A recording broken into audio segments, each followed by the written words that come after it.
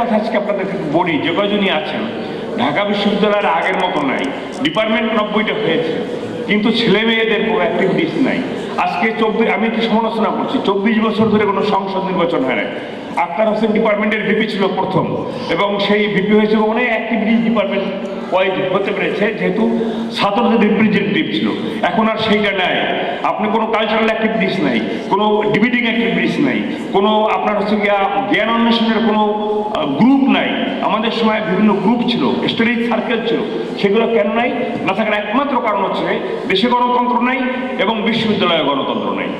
এই গণতন্ত্রতার কারণে আজকে এই দশা আর কি। ছেলে মেয়েদের যদি পার্টিসিপেশন না থাকে, মানে নেতৃত্ব আপনি কীভাবে পাবেন? ঢাকা বিশ্ববিদ্যালয়ের নেতৃত্ব আসবে না। এখন 24 বছর ধরে এই বিশ্ববিদ্যালয়ের ভাইস চ্যান্সেলর বা যারা আছে 8 বছর ধরে আছে, নির্বাচন দেয় না। নির্বাচন দিতে অসুবিধা কোথায়? আপনার হচ্ছে নির্বাচনে দাঁড়িয়েছে ডিপার্টমেন্টে, আমি পাস করে গেছি, কিন্তু তার জন্য আমি প্রত্যেক দিন ক্যাম্পিং করেছি আমার মনে হচ্ছে, এবং সেটা আনন্দের সাথে, ফুর্তির সাথে। সেই ফুর্তিটা কি এখন আছে? আপনি অতএব গণতন্ত্রহীনতার দেশে, এই দেশে এখন ফেসিজম চলছে, এবং সেই কারণে বিশ্ববিদ্যালয় তাই চলছে। এবং বিশ্ববিদ্যালয়ের ছেলেরা আজকে কোনো গণতান্ত্রিক অ্যাক্টিভিটিসে অংশগ্রহণ করতে পারছে না। এটা হচ্ছে আমার উপলব্ধি। সবাইকে ধন্যবাদ। 74 ব্যাচে জনাব মুফাজ্জল হোসেন। সম্মানিত অতিথিবৃন্দ, আমি ফজলুল করিম আবিদ, ঢাকা বিশ্ববিদ্যালয় লোক প্রশাসন বিভাগের প্রথম অনার্স ব্যাচের ছাত্র। স্মৃতিচারণ এসেছি। স্মৃতিচারণ কাদেরকে নিয়ে করব? সবাই তো বাইরে চলে গেছে, কে শুনবে?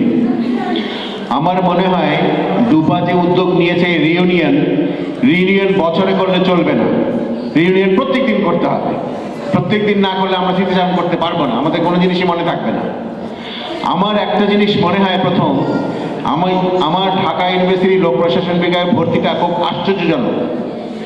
আমি সেদিন ঢাকা স্টেডিয়ামে আমার প্রথম বিভাগের ক্রিকেট খেলা হচ্ছে, মাঠে আমি খেলছি, আমি ব্যাটসম্যান ছিলাম, আমি আউট হয়ে বাইরে বসে আছি। আমার সহপাঠী আমাকে ওইখানে গিয়ে খবর দেয় যে আবিদ, জলদি চল, ঢাকা ইউনিভার্সিটিতে লোক প্রশাসন খুলেছে, আজকেই ভর্তির শেষ দিন, এখনই ইন্টারভিউ হবে, তারপরে ভর্তি হবে। আমি ওর সঙ্গে সঙ্গে রিক্সা দিয়ে চলে আসি আমাদের আর্ট ফ্যাকাল্টিতে। এসে দেখি আমাদের নূর মোহাম্মদ স্যার এবং আহসান ইবিব স্যার আমার ইন্টারভিউ নেওয়ার জন্য বসে আছেন। আমি ঢুকলাম, আসসালামু আলাইকুম স্যার, তুমি কি করো? স্যার আমি একটু আগে খেলছিলাম। আমাদের জন্য খেলবা? আমি হ্যাঁ খেলবো। ঠিক আছে, তুমি লোক প্রশাসন বিভাগের আজকে প্রথম ছাত্র। এই যে পাওয়া, সেই থেকে আমার অনার্স পরে মাস্টার্স, এরকমভাবে আমি শেষ করি। তারপরে মোহাম্মদ খান স্যার নেই, চলে গেছেন। উনি যখন বিদেশ থেকে এলেন, প্রথম আমাদের ক্লাসে এসেছেন, তখন বাংলাদেশে একটা ছবি আসে, ছায়াছবি আসে, সেটা হচ্ছে সোফিয়া লরেনের সানফ্লাওয়ার। সেই সানফ্লাওয়ার খচিত একটা টি শার্ট আমি সেদিন পরে এসেছি সকালবেলা। মোহাম্মদ ক্লাসে ঢুকেছেন, ক্লাসে ঢুকে আমাকেই প্রথম দেখেছেন। তুমি? স্যার আমি ক্লাসের ছাত্র, টি শার্ট পরে ক্লাস করা চলবে না। আমি স্যার কী করবো? খুলে ফেলি? খালি গায়ে তো নয়। আমি তখন কি করবো? তুমি বাইরে দাঁড়িয়ে থাকো, যতক্ষণ আমি ক্লাসে থাকবো তুমি ক্লাসে থাকতে পারবে না। আমি তখন বাইরে দাঁড়িয়ে থাকতাম। বাইরে থেকে উনি আমাকে কিন্তু নিষ্প্রাণ দিলেন না, বলে বাইরে থেকে কিন্তু তোমার লেকচার শুনতে হবে। আমি বাইরে দাঁড়িয়ে ওনার কথা শুনে লেকচার শুনলাম, তারপরে সেদিনে ক্লাস শেষ করলাম। আমি ওখান থেকে কি শিখলাম? যে উনি শৃঙ্খলাবোধটা অনেকে সাধারণভাবে আমাদেরকে জ্ঞান দিতেন, যে তোমরা যখন ছাত্র হিসাবেই থাকবে এবং শিক্ষককে সম্মান করার চেষ্টা করবে। এই জিনিসগুলো আমরা তখনকার যারা শিক্ষক ছিলেন তাদের কাছ থেকে আমরা শিখেছি। তাই মনে হয় এই স্মৃতিচারণ অথবা রিইউনিয়ন আমাদের প্রত্যেক দিন হওয়া উচিত, কারণ আমরা প্রত্যেকের কাছ থেকে শিখব কে কখন কিভাবে কি ছিলেন। আবারও আমাদের যারা উদ্যোক্তা, আজকে যারা এই অনুষ্ঠানটা আয়োজন করেছেন তাদেরকে ধন্যবাদ, এবং যারা অংশগ্রহণ করেছেন তাদেরকে ধন্যবাদ। সারাদিনের অনুষ্ঠান আছে, আপনারা এখান থেকে যাবেন না, আপনারা দেখুন আয়োজনগুলো কি হয়, আমরা কি করতে পেরেছি। এগুলোকে অংশগ্রহণ হলেই আমাদের আগামীর যে অনুষ্ঠানগুলো সেগুলো করতে আমরা অনুপ্রেরণা পাবো। তাই আপনারা দেখে সবাই শেষে যাবার চেষ্টা করবেন, সমস্ত কার্যক্রমে অংশগ্রহণ করবেন। আশা করব এইভাবে আমাদের অনুষ্ঠানগুলো আসতে থাকবে এবং সবার অংশগ্রহণের মাধ্যমে অনুষ্ঠানগুলো শেষ হবে। সবাইকে ধন্যবাদ। আসসালামু আলাইকুম। তারপরে প্রস্তুত থাকবেন ৭৪ ব্যাচের জনাব মোফাজ্জল হোসেন। মঞ্চ উপবিষ্ট শিক্ষক এবং শিক্ষার্থী, শ্রদ্ধেয় শিক্ষার্থী ভাই বোনেরা, আসসালামু আলাইকুম। আমি 1972 সালে ব্যাচের একজন ছাত্র। আমরা সেই সময়টা একটা উজ্জ্বল দিন কাটিয়েছি। আমাদের সেই সময়গুলো 72 থেকে 77 পর্যন্ত। আসলে আমরা প্রথম ব্যাচ হিসাবে আমরা খুবই তখন উদ্বিগ্ন ছিলাম আমাদের বিভাগ সম্পর্কে, এবং আমাদের সেই সময় অর্থব্যয়ের সংখ্যক প্রাপ্যতার মধ্যে ছিল না। আমাদের নির্ভর করতে হয়েছে নিপার প্রতি, এবং আমাদের ইউনিভার্সিটি বিশ্ববিদ্যালয়ের লাইব্রেরিতেও খুব কম বই পাওয়া যেত। তো আমাদের এই বুক ক্রাইসিসটাই সবচেয়ে প্রবল ছিল। তো আমি একবার সেই সময় ভারতে গেলাম যদি কিছু বই পাওয়া যায় প্রথম বর্ষে। আমি কয়েকটা বই নিয়ে এসেছিলাম, public administration prefer and schedule, এবং আরেকটা বই management of human behaviour utilising human resources. তো বইটা আমি বুঝছিলাম না, কারণ সেই সময় ক্লাসিক্যাল, নিও ক্লাসিক্যাল, মডার্ন এইসব থিওরি সম্পর্কে আমাদের কোনো ধারণাই ছিল না। এবং আমরা এই বইটা পড়ার পরে একদিন আমার তখনকার টিচার মুশফিকুল করিম, ওনাকে আমরা অনেকে ভুলে গেছি, উনি পরে আর একটা প্রতিষ্ঠানে চলে গিয়েছিলেন। ওনার কাছে বইটা দিলাম, দেওয়ার পরে উনি বইটা নিয়ে বললেন, নুরুজ্জামান বইটা আমার কাছে থাক, আমি কিছুদিন পড়ি, তারপর তোমাকে ফেরত দেবো আর কি। তো উনি প্রায় 2 মাস বইটা রেখেছিলেন। বইটা পরে একদিন আমাকে ফেরত দিয়ে বললেন, নুরুজ্জামান বইটা খুব ভালো বই, এর মধ্যে মোটিভেশনের 8-10টা থিওরি আছে এবং লিডারশিপ পার্টটা খুব ভালো, পড়বা। তো আমি দেখলাম যে আসলেও সেখানে যে মোটিভেশনের থিওরি যে কটা আছে, সেটা বইটা management of human behaviour and human organizational behaviour, এইটার প্রায় 10টা মোটিভেশন থিওরি এবং লিডারশিপ বিহেভিয়ার যেটা আছে, এবং সেখান থেকেই দেখলাম যে অনার্সের প্রশ্ন এসছে, যেটা এল is equal to LSF. Leadership is the function of the leader, function of the follower, function of the other situational variables. তো এই যে এটা ছিল এই ফর্মুলাটা প্লাস ডিফাইন, সুতরাং এইটাই আমাদের প্রশ্নে আসছিল আর কি। তো আমরা আসলে আরেকটা বই আমাদের লাইব্রেরিতে সব ছিল না, একটা বই ছিল শুধু ডিপাতে, আরেকটা ছিল পাবলিক লেভেল, ছিল হচ্ছে public administration comparative perspective. Competitive অ্যাডমিনিস্ট্রেশনের কোনো বই তো ছিলই না বলা যায়, এবং এই দুইটা মিলে আমরা কারাগারি করতাম। তো একদিন আমি নিউ মার্কেটে, যেখানে ফুটপাতে বই বিক্রি হয়, সেখানে হাঁটছিলাম, হঠাৎ করে দেখি যে ফেরালিটির বইটা ওখানে পড়ে আছে। আমি তো অবাক হলাম যে একটা ফেরালিটির বই এবং বিদেশি প্রিন্টেড, পুরনো। তো আমি মাত্র 7 টাকাতে বইটা কিনেছিলাম। তো আমি লাকি যে ওই বইটা তখন কিনতে পেরেছিলাম আর কি। তো আসলে আমাদের সেই সময়টা আমাদের যারা টিচার ছিলেন এবং আমরা সবচেয়ে উজ্জ্বল নক্ষত্রগুলো তখন আমরা পেয়েছিলাম আমাদের শিক্ষক হিসাবে। আমাদের গুরু নূর মোহাম্মদ মিয়া, ওনার যেরকম সৌম্য দর্শন, চেহারা এবং ওনার যে ব্যক্তিত্ব, তাকে দেখলাম আমাকে বঙ্গবন্ধু বলে ভ্রম হতো। এবং আমাদের অনেকে মোহাম্মদ খান, ছদ্ম বিদেশ থেকে আসছেন, প্রিন্সের মতো চেহারা, আমরা সবাই অভিভূত হতাম তাদের। এবং আমাদের যে প্রয়াত মোফাজ্জল করিম, মোফাজ্জলুল হক, আহসান হাবিব, ওনাদেরকে আমরা অনেক ভুলে গেছি আর কি। কিন্তু ওনাদের সেই শিক্ষা পদ্ধতি এবং তাদের যে ব্যবহার আমরা এখনো ভুলব না। তো আমি আর লম্বা করতে চাচ্ছি না, অনেক স্মৃতিকর স্মৃতির আমাদের মনের মধ্যে উকি দিচ্ছে, কিন্তু এখনো বলার সময় নেই, সুযোগও নাই। আমি কবিতা লিখি। আমি একটা ছোট্ট কবিতা আপনাদের পড়ে শোনাচ্ছি। এই কবিতাটা আমি আমার সহপাঠী ইউসুফ, আবিদ এবং কাইয়ুম রাজা, যারা প্রয়াত হয়েছেন, তাদের উৎসর্গ করে আমি কবিতাটা লিখেছি। অটুট থাকুক বন্ধুত্ব আজীবন, মুক্তিযুদ্ধের গৌরব গাথা বুকে নিয়ে মুক্ত চিন্তার পদবী ঢাকা বিশ্ববিদ্যালয়ের আলোকিত অঙ্গনে পা রাখলাম একরাশ আশা ও স্বদেশের প্রতি নির্ভর ভালোবাসায় সাম্যভিত্তিক দেশ নির্মাণের দৃঢ় প্রত্যয়। সুদূর মফস্বল শহরের ধুলো বালু ছেড়ে উঠে এলাম মোহময় সবুজ সংস্কৃতি ও প্রাচ্যের ঐতিহ্যের প্রাঙ্গণে এবং কবিতার কোমল কাননে নিমজ্জিত হলাম। ইতিহাস বিভাগে ভর্তি পরীক্ষায় কৃতকার্য হয়ে প্রথম পরিচয় সৌম্য দর্শন আফসান চৌধুরীর সাথে।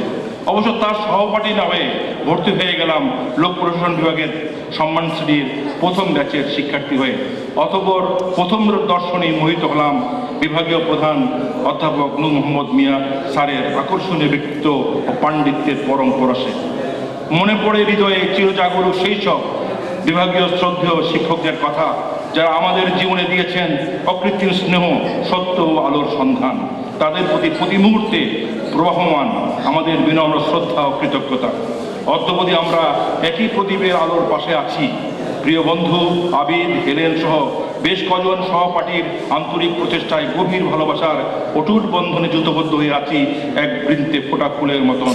আমরা যখনই এক হই কোনো বনভোজন বা পুনর্মিলনের আনন্দঘন অনুষ্ঠানে, তখন ঠিকই ফিরে যাই বিশ্ববিদ্যালয়ের স্মৃতিময় আঙিনায়। বয়স তখন অকস্মাৎ নেমে আসে 60 থেকে 19-20-তে। রং বেরঙের অনুভূতি তখন খেলা করে প্রাণের গহীনে। প্রিয় বন্ধুরা আমার, তোমরা যেখানেই থাকো না কেন, ভালো থেকো, সুখে থেকো, ধরে রেখো লোক প্রশাসন বিভাগের সেই সব হিরণময় স্মৃতি, বন্ধুত্বের অটুট বন্ধন। মঙ্গল হোক সকলের। ধন্যবাদ। এবারে আমরা শুনবো 74 ব্যাচের জনাব তোফাজ্জল হোসেনের কাছ থেকে, এবং প্রস্তুত থাকবেন আমাদের জনাব সাইফুল হাসান বাদল। উনি 81 ব্যাচের মুন্সিগঞ্জের জেলা প্রশাসক হিসেবে কর্মরত, এবং উনি আজকের ব্যাগে যে গিফটগুলো উনি স্পন্সর করেছেন। আমরা অনুরোধ করব সাইফুল হাসান বাদলকে একটু অপেক্ষা করতে, উনি চলে যাবেন। জনাব তোফাজ্জল হোসেন 74 ব্যাচে বলছেন।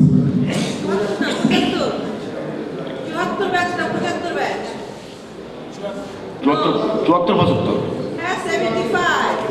আচ্ছা, তাই একটু সিনিয়র হতে চাইলাম, তাও পারলাম না। ঢাকা বিশ্ববিদ্যালয় পাবলিক অ্যাডমিশন অ্যালামনাই অ্যাসোসিয়েশনের সম্মানিত সভাপতি, সাধারণ সম্পাদক, বিভাগের সম্মানিত চেয়ারম্যান ডক্টর আক্তার, এবং আমাদের সিনিয়র শিক্ষকগণ এবং আমাদের অগ্রজ অনুজ ভাইয়েরা, আসসালামু আলাইকুম। এখানে কিছু স্মৃতি স্মরণ করতে বলা হয়েছে, কিন্তু আমরা যে সময় ছিলাম সেই সময় আমি বলতে পারবো যে আমরা সেই সময় একটা সেকালের ছাত্রই ছিলাম আর কি। আমরা তারপরেও এই ঢাকা বিশ্ববিদ্যালয়ে আমরা প্রবেশ করি, পাবলিক অ্যাডমিশনে প্রবেশ করে আমরা শুধু লেখাপড়া নিয়ে থাকি নাই, বিভাগের সম্মান উত্তরোত্তর বৃদ্ধিকল্পে ঢাকা বিশ্ববিদ্যালয়কে জাতীয়ভাবে তুলে ধরার জন্য আমরা যে অবস্থানে ছিলাম, যে বিষয় ছিলাম, আমরা সেখানে কাজ করে গিয়েছি, এবং সেই সময় আমাদের বিভাগকে আমরা অত্যন্ত সম্মানের আসনে প্রতিষ্ঠিত করতে পেরেছি।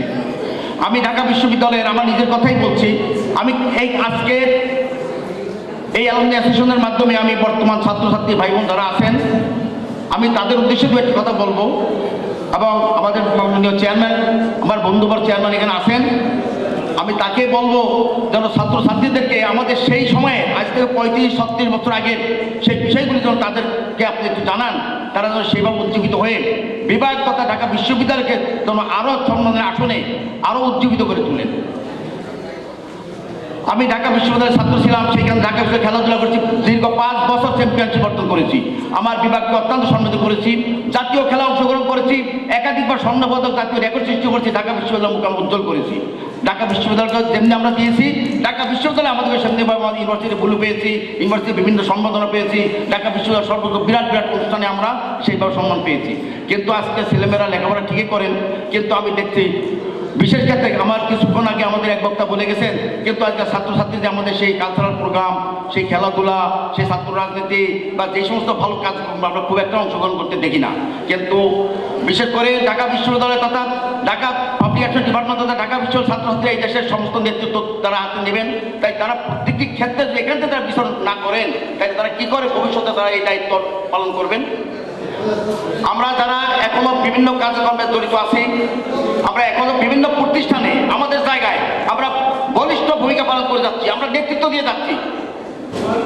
আমি তাই আজকের এই অনুষ্ঠানের মাধ্যমে আমি সবাইকে বলতে চাই, যারা আমাদের অনুদাস, আমাদের যে বিষয়গুলি এখনো গ্যাপ আছে, তোমরা জাতীয় জীবনে, রাষ্ট্রীয় জীবনে সেগুলি পরিপূর্ণতা আনবে এবং ঢাকা বিশ্ববিদ্যালয়ে পাবলিক অ্যাডমিনিস্ট্রেশন ডিপার্টমেন্টের প্রত্যেকটা ছাত্রছাত্রী, প্রত্যেকটা কর্মকর্তা জাতীয়ভাবে ঢাকা বিশ্ববিদ্যালয় তথা বাংলাদেশকে তোমরা সমৃদ্ধি আসনে তোমরা প্রতিষ্ঠিত করবে। আমি আর কথা বাড়াবো না। ভবিষ্যতে ঢাকা বিশ্ববিদ্যালয়ের যে পাবলিক অ্যাডমিনিস্ট্রেশন ডিপার্টমেন্ট,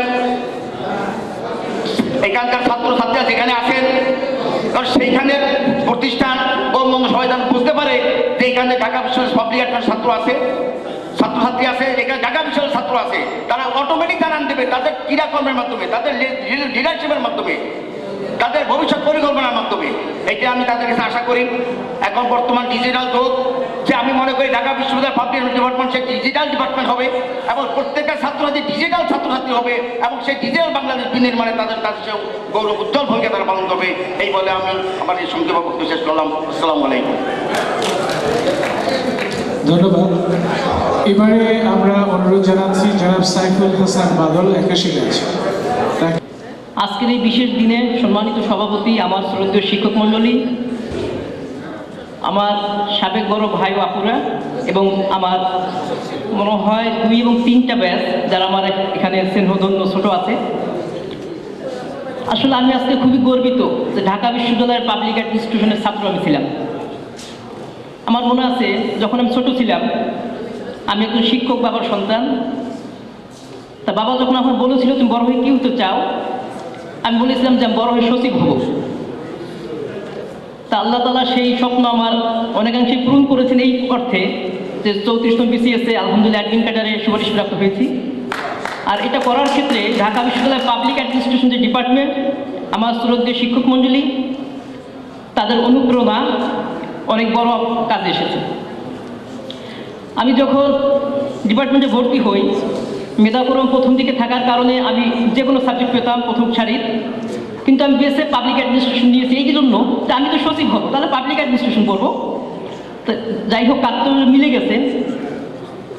আমার বিভাগের যে সমস্ত শিক্ষক পরলোক গমন করেছেন, মহান আল্লাহ তাআলার কাছে তাদের রূহের মাগফিরাত কামনা করছি।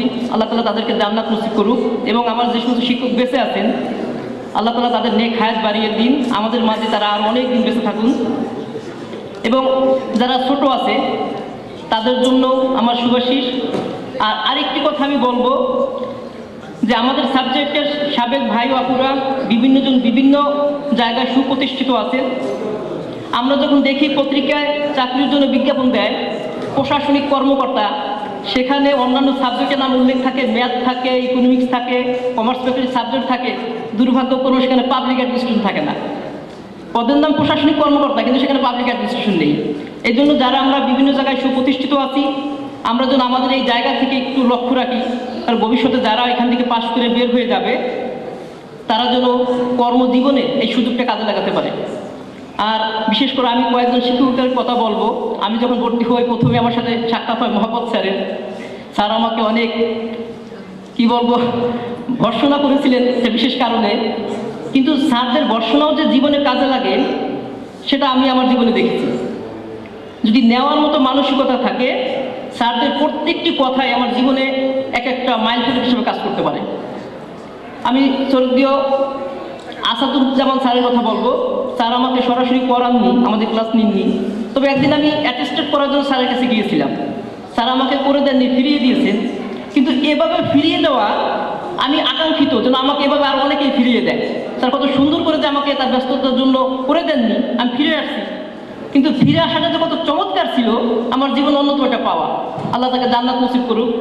এবং আমার অন্যান্য শিক্ষক মণ্ডলী যারা আছেন এবং উপবিষ্ট যারা আছেন আমার জন্য দোয়া করবেন, আল্লাহ তাআলা যেন আমার স্বপ্ন পূরণ করে এবং আমরা সবাই দুনিয়া এবং আখিরাত উভয় জাহানের জন্য আমরা সবাই সফলতা লাভ করতে পারি। আসসালামু আলাইকুম ওয়া রাহমাতুল্লাহ। সৌজন্যে এবং এটি আমাদেরকে করে দিচ্ছেন শক্তি আপা, উনিও আমাদের মাঝে আছেন। একটু শক্তি আপা দাঁড়াবেন, পিছন থেকে অনেকে দেখতে পাচ্ছেন আপনি আছেন। শক্তি আপা আছেন। আমাকে রাফেল উপকমিটি থেকে জানানো হয়েছে আজকে 30,000 টাকা দামের ভালো ল্যাপটপ, 30,000 প্রায় গিফট ভাউচার, 15,000 টাকার গিফট ভাউচার, এলইডি টিভি 24 ইঞ্চি, মোবাইল, তারপর অনেকগুলো গিফট ভাউচার 7,000 5,000 টাকা দামের ডিনার সেট, এরকম আরো অনেক কিছু রয়েছে।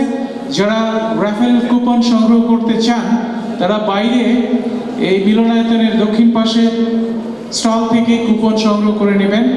আমরা সন্ধ্যায় সাংস্কৃতিক পর্বের পরপর রাফেল অনুষ্ঠান করব।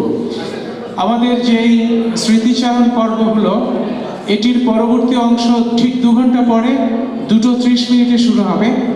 এই পর্বে সমাপনী কিছু বলার জন্য আমি অনুরোধ জানাচ্ছি আমাদের এই পর্বের প্রধান অতিথি শ্রদ্ধেয় অধ্যাপক ডক্টর মুসলিউদ্দিন আহমেদ স্যারকে। আজকের অনুষ্ঠানে এখানে উপবিষ্ট ডুপার প্রেসিডেন্ট জনাব আবুল কালাম, বিভাগের সম্মানিত চেয়ারম্যান অধ্যাপক ডক্টর আক্তার হোসেন,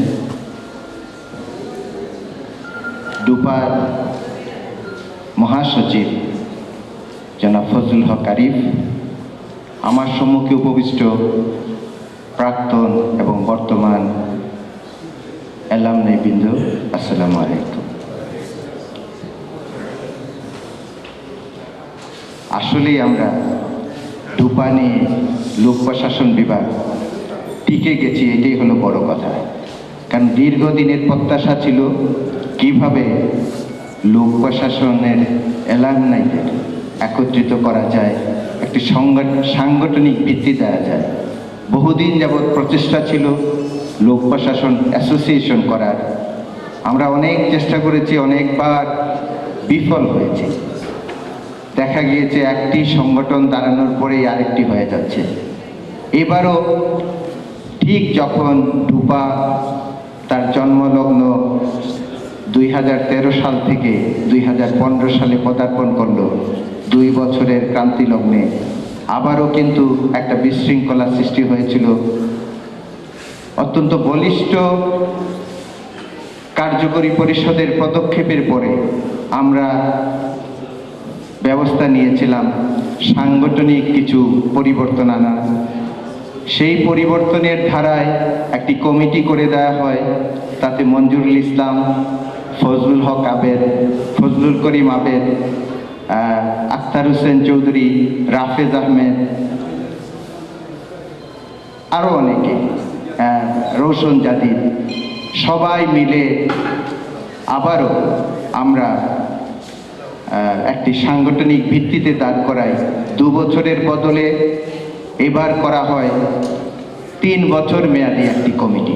অর্থাৎ এটা শুরু কিন্তু 1 জানুয়ারি 2016 সাল থেকে আরম্ভ হবে এবং শেষ হবে 18 সালের 31শে ডিসেম্বর।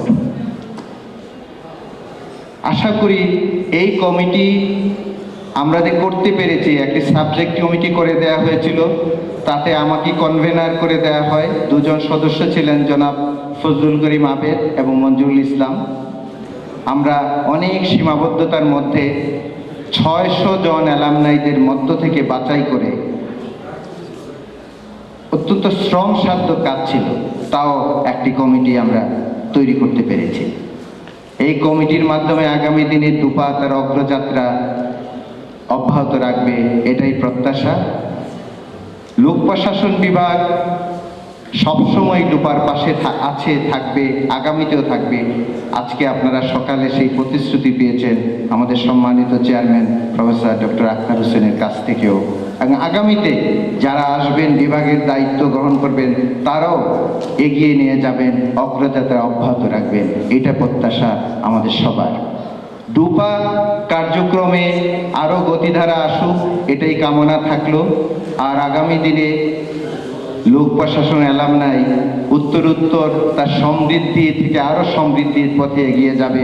প্রাক্তন ছাত্রছাত্রীদের মিলনমেলা আরও বেশি ঘনিষ্ঠ থেকে ঘনিষ্ঠতর হবে এবং সর্বক্ষেত্রে তারা অবদান রেখে চলবে দেশের রাজনীতি, অর্থনীতি এবং প্রশাসনিক ক্ষেত্রে।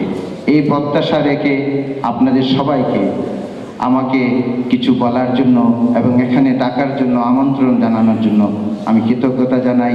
ডোপা কার্যকরী পরিষদকে আপনাদের সবাইকে অশেষ ধন্যবাদ। আল্লাহ হাফেজ। বাংলাদেশ। সুপ্রিয় সুধী, আমাদের মাঝে অল্প কিছুক্ষণ আগে এসে উপস্থিত হয়েছেন সরকারের প্রাক্তন সচিব শ্রদ্ধেয় জনাব ইকবাল মাহমুদ। স্যারকে একটু দাঁড়িয়ে সবার সাথে পরিচিত হওয়ার অনুরোধ জানাবো এবং ডুপার পক্ষ থেকে স্যারের জন্য একটা সম্মাননা রয়েছে, একটা শুভেচ্ছা স্মারক। কষ্ট করে মঞ্চে আসার জন্য বিনীত অনুরোধ জানাবো এবং স্মারকটি তুলে দেওয়ার জন্য অনুরোধ জানাবো আমাদের এই পর্বে উপস্থিত আমাদের সদ্য প্রাক্তন চেয়ারম্যান এবং প্রাক্তন উপাচার্য বিশ্ববিদ্যালয়ের অধ্যাপক ডক্টর মোসলেউদ্দিন আহমেদ স্যারকে।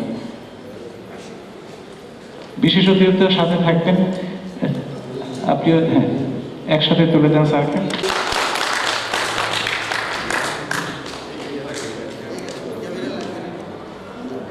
স্যার, প্রথম যিনি সংস্থাপন মন্ত্রণালয়ের নামকরণ জনপ্রশাসন মন্ত্রণালয় করার প্রস্তাব দেন এবং মাননীয় প্রধানমন্ত্রীর সম্মতি সাপেক্ষে এই মন্ত্রণালয়ের নাম জনপ্রশাসন মন্ত্রণালয় হয়।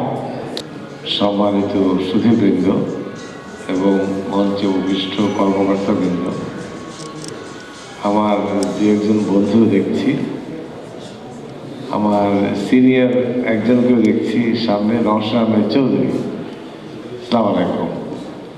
আমি আসলেই কি বলবো, আমি অভিভূত যে আপনারা আমাকে যে সম্মানটা দিয়েছেন সেই জন্য।